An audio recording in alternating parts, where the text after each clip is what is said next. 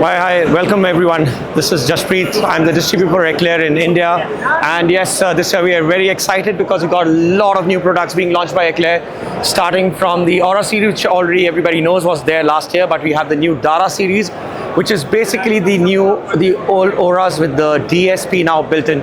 So now, yes, we have a good, powerful, classic analog amplifiers of ours with a built-in DSP, which actually helps you to do your projects in a much more economical way than we used to have earlier, because we were only considering about HADA series, which it had the DSPs, or the VDUC series. Now we have much more budget-friendly DARA series, which offer us a DSP built inside it. So yes, we have the DARA 4900, which is almost like the AURA 4B900, the DARA 4B like the AURA 4B600. The same way we have the new version, which are the 300s and the 150s, which were there also in the AURA series.